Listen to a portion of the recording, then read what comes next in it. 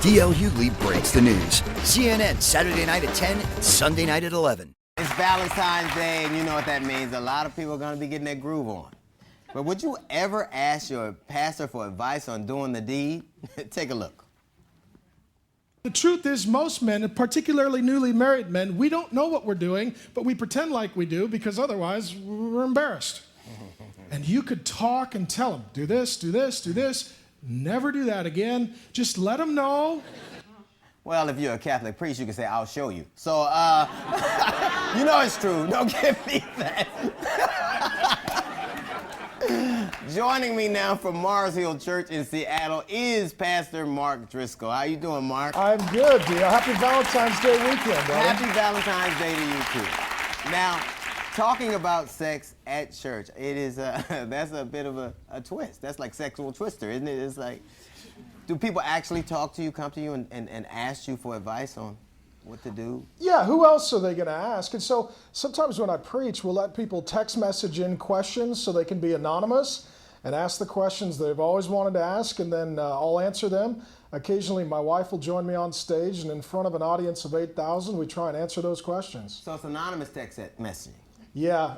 Otherwise, it's pretty embarrassing when you get on the mic and you start asking very particular questions. It's anonymous, but God knows everything, doesn't it? That's just... Yes. What do you think? You are pretty much the voice of a new generation. You involve technology and religion. That's pretty interesting. How did you come up with that concept? I think that's very interesting. Well, I grew up kind of Jack Catholics. I was about as lost as Dick Cheney in the woods. And then I started reading the Bible when I was in college and became a Christian. I married my high school sweetheart. And we started a church in Seattle for people who otherwise probably weren't going to go to church. So most of the church is single and in their 20s. Now, you talk about things like premarital sex. What is your stance on premarital sex? Well, I'm a Bible-believing Christian, and so for us, sex outside of marriage is not acceptable, and sex within marriage is supposed to be a lot of fun. So wait, but premarital sex. Right. Now, here's my thing. That I was reading some of the things you said, and you obviously had sex before you were married. I did. I was having sex with my girlfriend until I became a Christian, right. And I was reading the Bible, and it said, do not be a fornicator, and that was an F word I was totally unfamiliar with, brand new F word for me. So I called the pastor, and he said, that's sleeping with your girlfriend, so I stopped sleeping with her. We ended up getting married, and since then we've been trying to make up for lost time. Oh. Because that's always funny.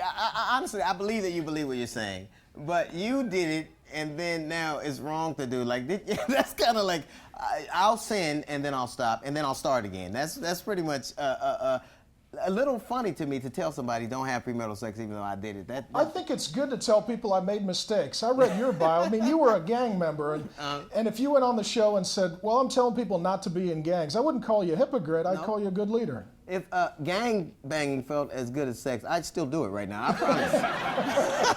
I promise. What about, okay, now, these are just questions I can't believe I heard people, on some of the text messages. What does the Bible say about masturbation? Would it be considered birth control? It doesn't say anything. Nothing? And so, no, the Bible doesn't say anything. Thank God. I had one guy try and tell me it did. He quoted Ecclesiastes where it says, whatever your hand finds to do, do it with all your might. But that's about working a job.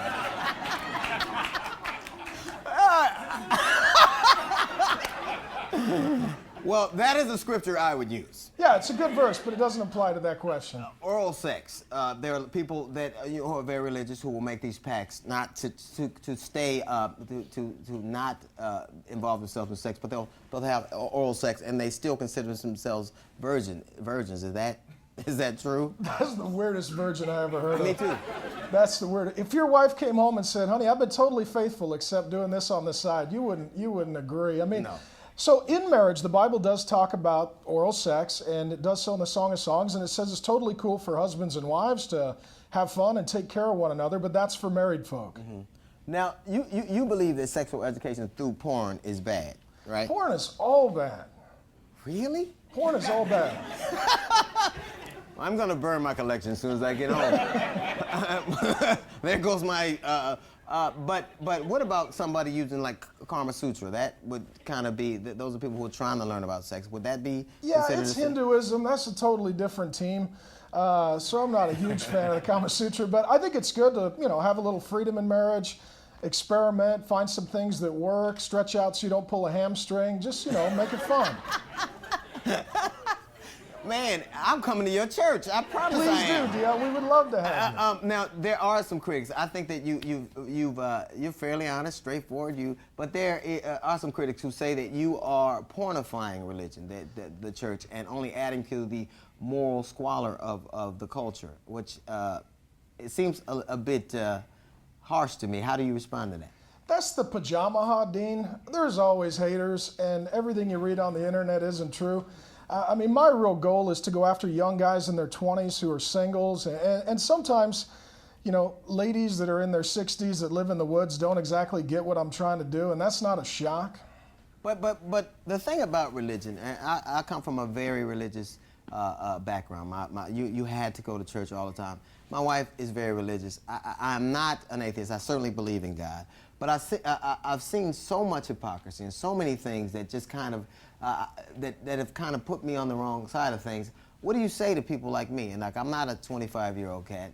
I'm a guy who has had my experiences, but still come away with them feeling a little bit apathetic toward religion. What about me?